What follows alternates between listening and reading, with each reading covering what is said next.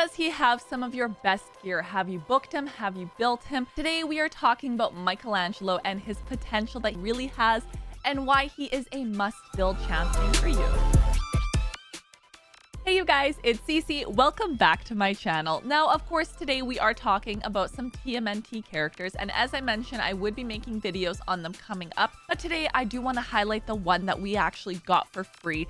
That, of course, being Michelangelo. This powerhouse of a legendary has honestly improved my game so much. And if you were in that boat that maybe you missed some of the turtles, you weren't able to get Raphael or Leonardo or maybe even Donatello, if you only have Michelangelo, he's still really good, honestly. And if you only have him and Donatello, he is still really good. So first, let's just hop into what he actually does. I would say he's actually a pretty versatile champion in what he can really do. Now, I think we should not underestimate the damage also do. Because like first skill, if the hit is actually critical, you're going to get an increased attack buff on this champ for 2 turns. And with a lot of damage dealers anyway, we want to build them with 100% crit. So the fact that you're going to get that increased attack buff on yourself, absolutely key. Now, next up, you do have a chance to decrease the defense on a target for 2 turns. And anytime you have a defense break, we love that because we get to do more damage. You also have that chance of placing a stun and will ignore part of the target's resistance if the attack is critical, which, as we talked about, you're gonna build him with crit. But the nice thing here is a debuff spread, so it takes all debuffs from a target and places them on all enemies. So as you're going through dungeons and waves and anything like that, that's gonna be super helpful. And again, you're gonna ignore some resistance if it's critical. Now, the third skill is an AoE, so attacking everybody, and you have a chance of decreasing the attack, so less damage coming to you. A leech debuff, ignoring resistance if crit, but it's the taunt buff on this champion for 2 turns that is so annoying. When I've gone against Michelangelo, even in live arena, I'm like, oh, there's that taunt you have to get through. Even regular arena, it's one of those annoying skills that you love when it's on your team, but when there's another champ using it, you're like, yeah. Does also have this really good passive here, so you have that chance to evade, of course, and then if you are using other turtles on your team, they're gonna join in the attack. There is the active effect as well with the shield. So I would, like I said, he is a great solid champ, the fact that you have the attacking aspect, but you also get that bit of support that you see within his skills here. So let's go ahead and talk about the build. As mentioned with his build, some important things to consider. Having some accuracy on there is great. He does have the aura, of course, with accuracy as well, but really hitting those key points, the 100% crit rate, of course, and getting high crit damage if you can. Of course, supporting his speed as well, because you don't want him to be too slow if possible. So getting the speed boots on him, getting the substats as well. But I would say like the main thing is getting that 100% crit, and of course a bit of that crit damage in there. So that is what I focused on. In terms of my actual gear set, I did go for the Savage and the Perception. It all depends on what you have. I think Savage being the main one. There are some other gear sets I would like to use had I actually had them, but in this case I was going stats over sets, so that was something that I definitely had to consider with what I had. And that's the other thing, is factoring in like what gear you actually have to make work for a champion. I, of course, am nowhere near endgame, you guys. My gear shows that. My champs show that. I think there was like a video I did and somebody made a joke of how much lack of damage one of my attackers had. And I'm like, I know, I feel that. So I kind of built them with whatever I have, really just to be able to make use. So this is the build that so far right now I've ended up on. In terms of the masteries, I did go for the offense and support type, really leaning into the offense. That is where you are going to get the most out of them, really. I don't see any world in which you would completely ignore the offense tree and go for the other 2. So that one for sure being the priority in terms of his build. The super unfortunate thing for me is that I actually don't have any books left for him, and that is because I've been going through and actually skilling up the turtles kind of as I've been going, and I have thus used everything that I potentially had for them.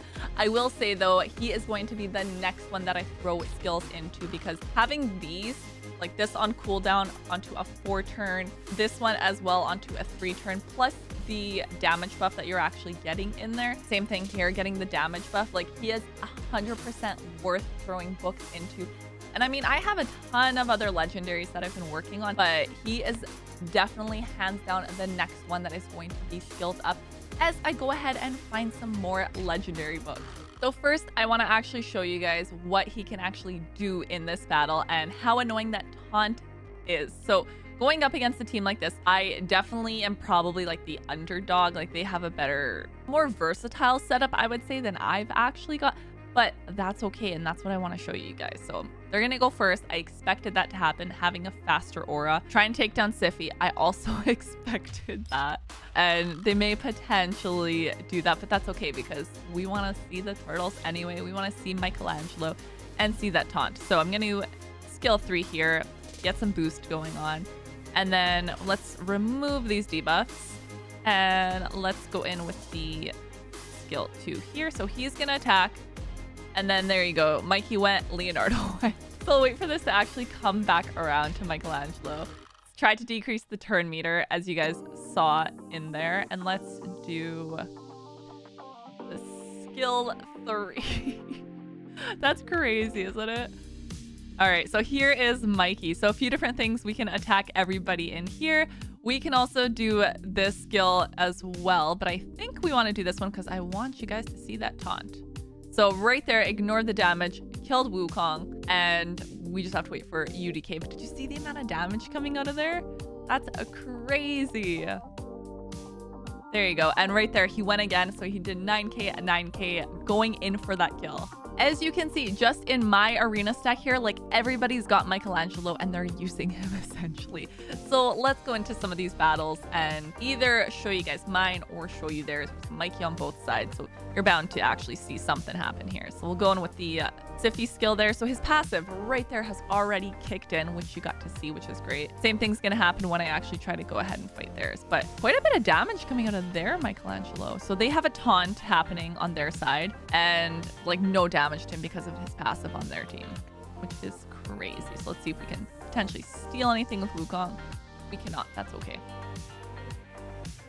All right, so I'm going to go ahead and use my skill 3 here because I want that taunt. I want him to kill everyone else, which he did. And so you see the damage just coming out of that skill there. This might actually go ahead and finish him off here. Oh, the passive. See the passive. Crazy. We're going to go in again, but this time a different team we're fighting against. But same idea because everyone's apparently got Mikey going on here. So that's what we have to deal with. Let me see if I can get some of these guys potentially out of the way. All right, so I do like going in with this skill first, mainly for the AoE, which you can see there. So pretty much everybody is dead, just leaving me to clean up at this point. And I do have the taunt on Mikey. So it's just us against Loki. He's a pretty annoying champ to actually go up against as well here, but I'm seeing if, there you go. Okay, at least we're back around to our turn here. So we'll go in this time with the skill 2. And he ended up finishing it off. So bringing him into my dungeons, as you can kind of see, I will say for me, the most satisfying skill that you see from him is that 3rd skill where he goes ahead and attacks everybody. I have seen him do a ton of damage, which you guys also saw in those arena clips that I showed you. But even just bringing him in through the dungeons, he's definitely able to go ahead and help clear some waves. And of course, one of these runs, I used all of the turtles just to show that. But you can definitely do dungeon teams where it's only him and like other champions that you have. But I mean like only him in terms of the turtles. In these dungeons, bringing along a bunch of different turtles. I know people are doing that for some of them and they've helped me get further down into some dungeons. But even just showing you Michelangelo alone and what he can actually do here. As mentioned, his 3rd skill being my absolute favorite with him, but he does have the survivability, which is kind of what I mentioned when I was talking about him earlier. So I do genuinely think for a lot of accounts that maybe don't have a lot of legendaries, he has probably helped them tremendously. For a login champion, it's actually insane. So I would say if you got him, you haven't put much focus into him yet, maybe, he's definitely worth putting some of your best gear on him because he will help you in a lot of areas of the game. Now, my favorite, of course, is that PvP side, but you can also see him in PvE. He's keeping his health up, he's attacking everybody, and he's essentially just adding that bit of extra to the team and really filling a role for an attacker, but also in a little bit of the support realm. I need to throw some appreciation Mikey's way as well because he has also helped me tremendously in Doom Tower, but also Cursed City. He helped me beat this down so fast just because having him with his aura and being able to increase the accuracy for everyone. So they were actually able to land their debuff, but also really in his supportive skill and doing a bit of damage. I honestly flew through this floor and through this stage essentially. And that's not only happened here, but multiple areas of the game. especially when there are those conditions where it's like, oh, you can only use this champion or that champion. So I would say Cursed City is one of those places I really noticed that. He's also been helping out my faction wars, which 3 days until I can continue down into here. 52 out of 63 right now. But I was also stuck for like the longest time there. And honestly, now that I'm able to really use him, it has been a huge help that taunt and being able to mitigate that damage in that aspect has been huge. So I can't wait to actually go ahead and fully finish that faction. If you download Raid Shadow Legends using my link, I'm actually going to start you off with the free legendary champion on day 1. And then at level 10, level 20, and level 30, you'll get yourself an epic. That is 4 amazing champions that you can get just by downloading using my link. I would love to hear how you guys have built your Michelangelos. Leave that in the comments down below, and be sure you guys subscribe as we continue to go through these turtles and really putting them to the test. The next one coming up is going to be Leonardo. I'll see you guys next time. Bye!